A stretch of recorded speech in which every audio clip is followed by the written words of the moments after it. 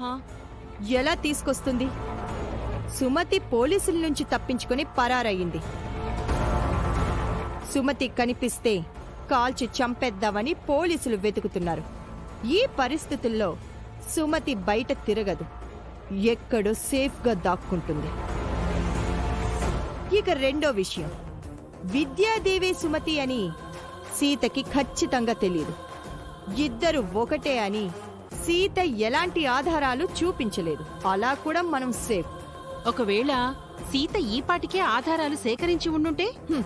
దానికంత తెలివి లేదు, టైం కూడా లేదు. దాని మట్టి బుర్రకు చీరలు అమ్ముకోవడంతోనే సరిపోతుంది.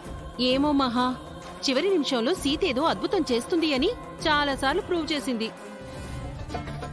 ఈసారి కూడా అలాంటి వండర్ ఏదైనా చేస్తే? ప్రతిసారి వండర్స్ చేయడానికి ఆ సీతేవైనా అద్భుతాలగనా ఏంటి? ఎలాగైనా వాళ్ళ నాన్న చూసిన సంబంధమే ప్రీతికి చెయ్యాలి అని సుమతిని తీసుకొస్తానని నాటకాలాడుతోంది. సుమతక్కని తీసుకురాలేకపోతే మనం పెళ్ళి ఆపేస్తామని చెప్పాం కదా మహా. ఖచ్చితంగా అదే చేస్తాం. అనవసరంగా జరగని పెళ్లికి పిచ్చి కాన్ఫిడెన్స్తో ఇల్లంతా డెకరేషన్ చేశారు. ఆఖరికి అవమానపడేది వాళ్లే. రేవతి పెళ్లి విషయంలో ఓడిపోయాం. ప్రీతి పెళ్లి విషయంలో మనమే గెలిచి తీరాలి. ప్రీతి రాకేష్కి సొంతం. నమస్కారం అండి. నమస్కారం. నమస్కారం జనార్దన్ గారు. నమస్కారం. నమస్కారం మహాలక్ష్మి గారు. నమస్తే. అయ్యా, పెళ్లి కుమారుడు వాళ్ళు వచ్చుంటే మండపంలోకి రమ్మని చెప్పండి.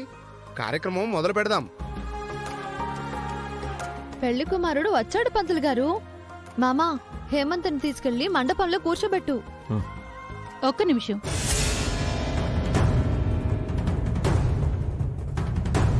సుమతి గారు వచ్చారా?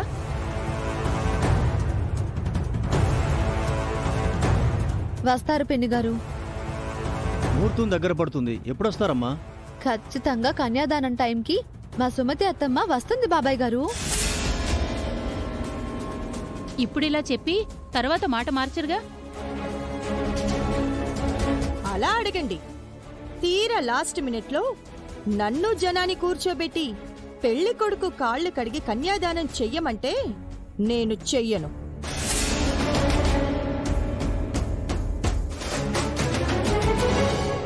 మీతో పని లేదు అత్తయ్య. మావయ్య గారు సాయం చేస్తే చాలు. సుమతి ఇంతవరకు రాలేదు కదా సీత, ఇక ముందు ఎలా వస్తుంది? అసలు ప్రాణాలతో లేని సుమతి వదిన ఎలా వస్తుందన్నయ్యా? ఈ సీత మనందరినీ మోసం చేస్తోంది బావగారు. ఇందులో మోసమేమీ లేదు. సుమతి అత్తమ్మ వస్తుంది, నన్ను నమ్మండి. మా మాటల్ని నువ్వు నమ్మట్లేదు, నీ మాటల్ని మేము నమ్మాలా? ఎలాగో ఇక్కడి దాకా వచ్చాం కదా పిన్ని, అమ్మ వస్తుంది అని సీత అంతగా చెప్తుంది కదా. అవును మహాలక్ష్మి గారు, ముందు జరగాల్సిన కార్యక్రమం చూద్దాం. సుమతి రానప్పుడు కదా సమస్య. ఇప్పుడు ఈ చర్చ అంతా ఎందుకు? ముందు హేమంత్ని కూర్చోబెట్టండి. పదరా.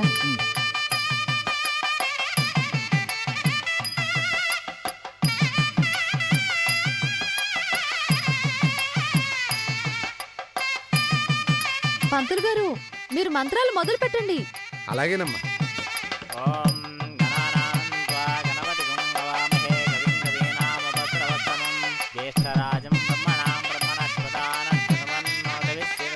నువ్వు ఓవర్ కాన్ఫిడెన్స్ తో చెప్పట్లేదు కదా సీత, అమ్మ వస్తుంది కదా. అంతా సవ్యంగా జరుగుతుంది మామ, నువ్వేం టెన్షన్ అవ్వకు. పెళ్లి పీటల వరకు వచ్చింది మహా. సుమతకొస్తుందంటావా? రాదు, రాకూడదు. ఈ పెళ్లి ఆగి తీరాలి.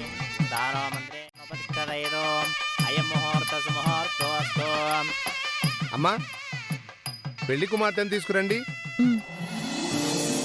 సర్వదా సర్వకార్యేషు నాశేషామంగళం తేషాం హృదయస్థో భగవాన్ మంగళాయతం హరిః తావస్తేషాం జ్యేష్ఠేషాం కృతశ్చేషాం పరాభవః తేషాం దేవరస్యామో హృదయస్థో జనార్దనః ఆపదాముపహర్తారం దాతారం సర్వసంపదాం లోకాభిరామం శ్రీరామం భూయో భూయో నమామ్యం ఆయనేతే ప్రాయణే దూర్వారోహంతు పుష్పిణేః రాజపునరే గానే సముద్రస్య గృహాయనే రక్షాబంధన దేవతాభ్యో నమః విశ్వేత్తాదే శమనేషు బ్రహ్మత్యాయ చ కర్దమగముదే భారావతం విస్మృశం. అబ్బాయి కాళ్ళు కడిగి కన్యాదానం చేయడానికి అమ్మాయి తల్లిదండ్రులు సిద్ధంగా ఉండండి.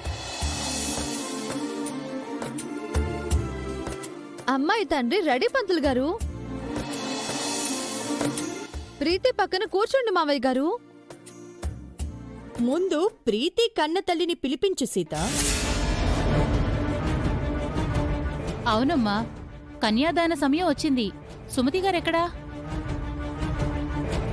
ఆవిడ ఈ టైంకి వస్తుందని చెప్పావు కదమ్మా. ఆవిడ రాదు అని చెప్పి మహాని కూర్చోపెడుతుందేమో.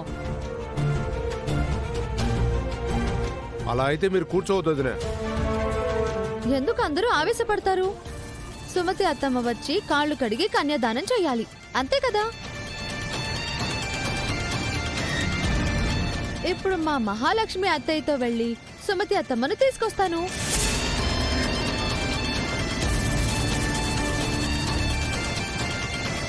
రండత్తయ్య. సుమతి ఎక్కడుంది సీత? రండత్తయ్య, అత్తమ్మను తీసుకొద్దాం.